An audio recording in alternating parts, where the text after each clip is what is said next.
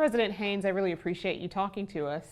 So today there are, more than 50% of the presidents at CSU. 12 of the 23 are women. When you started back in 2004, you were just one of 4. How does that feel, and how has that impacted the CSU system? Well, it feels wonderful because I've spent a lot of my career being the only one or one of few. So coming here as one of 4 and then having to stay that way for far too long. It is nice to now see that lots of people are recognizing the talent of women.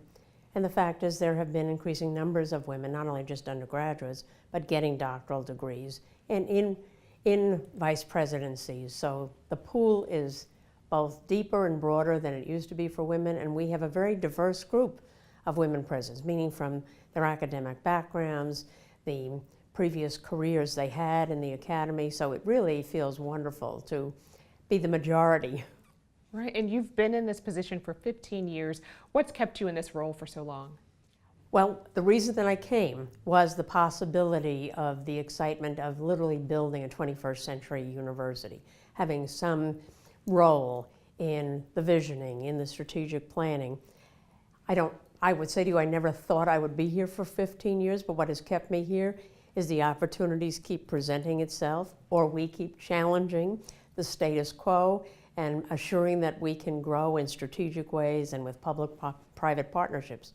So I just stayed because I was enjoying it, having fun, and I hoped making a difference. So CSU San Marcos has grown a lot in the last 15 years. The number of students has more than doubled. You've got a satellite campus in Temecula. There are more than 100 new programs that you've added. What do you see as the impact of all that growth? Well, I look at the region, and I look at our impact on creating the future nurses, teachers, now engineers, scientists, business owners, entrepreneurs, making a real difference because 80% of our alumni stay in this region.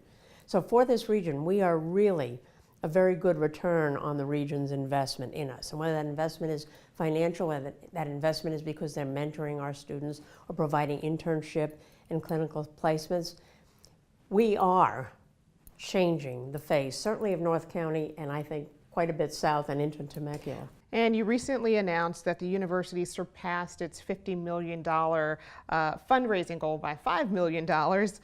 What will be done with that money?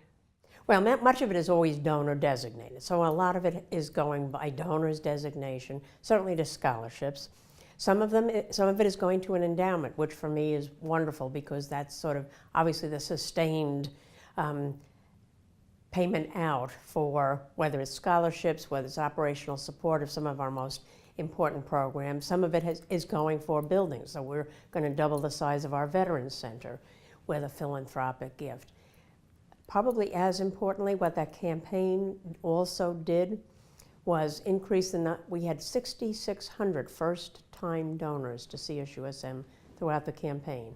Now the goal is retain those donors, keep them engaged with the university, and hopefully help their donations increase over their career. What do you want your legacy to be?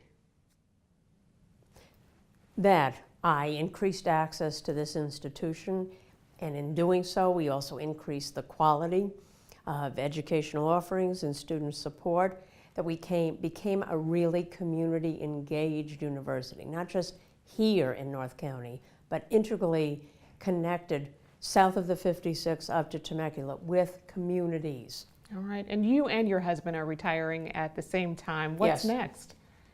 Well, for me, there'll be a bit of a pause. I have never had an empty calendar, and I want to see what that feels like. We've got some travel plans. We want to do more international travel when we have more time to do that. We have 4 grandchildren getting older all the time. We want to see a little bit more of them. None of them live close by. And then I want to see where what my passions have been are public higher education and women and increasing career opportunities and access for women. I suspect my post-retirement passions will remain around those 2 areas. Well, President Haynes, I appreciate you taking time to talk to us today. Thank you. And congratulations. Thank you.